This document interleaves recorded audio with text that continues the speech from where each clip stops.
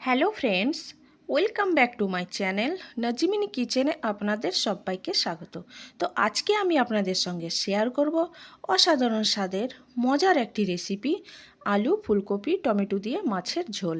তো এই রেসিপিটা আমি কিভাবে তৈরি করছি আপনারা সম্পূর্ণ ভিডিও দেখতে থাকুন, আশা করি অনেক ভালো লাগবে। তো চলুন দেরি না করে এই রেসিপিটা শুরু করা যাক। তো প্রথমে আমি এখানে নিয়েছি কাতলা মাছ, 5 পিস আমি কাতলা মাছ নিয়েছি। এগুলোকে আমি ভালো করে কেটে ধুয়ে পরিষ্কার করে নিয়েছি। এরপরে আমি নিয়েছি একটা ফুলকপি নিয়েছি, আর নিয়েছি 4টে টমেটো, 3টে আলু। এগুলোকে আমি ভালো করে কেটে ধুয়ে পরিষ্কার করে নিয়েছি। এরপরে আমি মাছের মধ্যে দিয়ে দিচ্ছি সামান্য হলুদ গুঁড়ো, আর দিয়ে দিচ্ছি সামান্য লবণ। এরপরে আমি হলুদ আর লবণকে মাছের গায়ে আমি মাখিয়ে নিয়েছি। এরপরে আমি গ্যাসে কড়া বসিয়ে দিয়েছি, কড়াতে দিয়ে দিচ্ছি তেল। তেলটা গরম হয়ে গেলে এখানে দিয়ে দিচ্ছি মাছ। একটা একটা করে আমি তেলের মধ্যে মাছগুলোকে দিয়ে দিচ্ছি।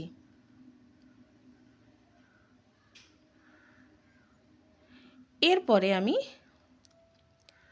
মাছগুলো হতে থাকুক। এরপরে আমি একটা মিক্সার জার নিয়েছি, মিক্সার জারে আমি দিয়ে দিচ্ছি রসুন, কিছুটা রসুন দিয়েছি, আর দিয়েছি একটা বড় সাইজের পেঁয়াজ এভাবে কেটে দিয়েছি, 2টো কাঁচা লঙ্কা দিয়েছি, আর 1 চামচ দিয়েছি পোস্ত দানা, আর দিয়েছি 1 চামচ 5 ফোড়ন, আর সামান্য জল দিয়ে এগুলোকে আমি বেটে নিয়েছি। এরপরে আমি মাছগুলোকে এভাবে উলট পালট করে লাল করে ভেজে নেব। তো মাছগুলো লাল করে ভাজা হয়ে গেছে, এরপরে আমি তুলে নিয়েছি। এরপরে ওই তেলে আমি দিয়ে দিচ্ছি 1 চামচ কালো জিরে, আর দিয়ে দিচ্ছি বাটা মশলা।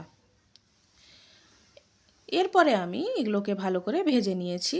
এর মধ্যে দিয়ে দিচ্ছি 1 চামচ হলুদ গুঁড়ো, দিয়েছি স্বাদ মতো লবণ, আর 2 চামচ শুকনো লঙ্কা গুঁড়ো দিয়ে আবারও আমি মশলার সঙ্গে এগুলোকে ভালো করে মিক্স করে নিচ্ছি। তো মশলাটা কষানো হয়ে গেছে বন্ধুরা।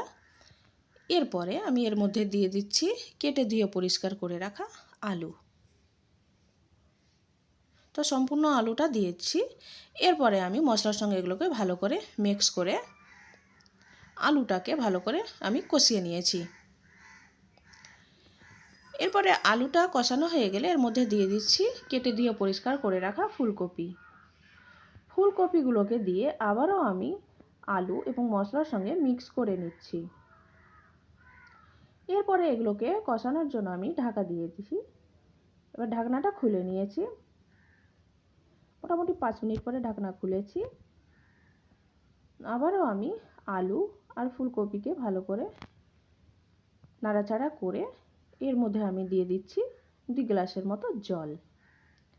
এরপরে আবারও আমি ঢাকনা দিয়ে দিচ্ছি।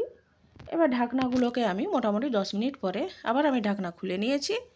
তো দেখুন বন্ধুরা, জলটা অনেকটাই ফুটেছে। এরপরে এর মধ্যে আমি দিয়ে দিচ্ছি টমেটো, কেটে রাখা টমেটো দিয়েছি, দিয়ে আবারও আমি ঢাকনা দিয়ে দিচ্ছি। তো 20 মিনিট পরে আমি ফিরে আসলাম বন্ধুরা। তো দেখুন জলটা অনেকটা শুকিয়ে গেছে এবং হালকা এইসব উপকরণ সিদ্ধ হয়েছে। এর মধ্যে আমি দিয়ে দিচ্ছি ভেজে রাখা মাছ। মাছগুলোকে দিয়ে আবারও আমি ভালো করে নাড়াচাড়া করে এগুলোকে সেদ্ধ করার জন্য আমি ঢাকনা দিয়ে দিচ্ছি। আবারও 10 মিনিট পরে আমি ফিরে আসলাম বন্ধুরা। তো দেখুন জলটা অনেকটা শুকিয়েছে এবং আলুগুলো সিদ্ধ হয়ে গেছে। এই পর্যায়ে আমি দিয়ে দিচ্ছি ধনে পাতা। ধনে পাতাগুলোকে এভাবে ছাড়িয়ে দিয়ে দিয়েছি। এরপরে একটু নাড়াচাড়া করে এই রেসিপিটা একদমই রেডি। তো এই আলু ফুলকপি টমেটো আর মাছের ঝোল রেসিপিটা আপনাদের কেমন লেগেছে অবশ্যই কমেন্টে জানাবেন। আর রেসিপিটা যদি ভালো লেগে থাকে তাহলে লাইক করে দেবেন আর শেয়ার করে দেবেন। আর চ্যানেলটাকে সাবস্ক্রাইব না করে থাকলে অবশ্যই সাবস্ক্রাইব করে দেবেন। ভালো থাকবেন এবং সুস্থ থাকবেন।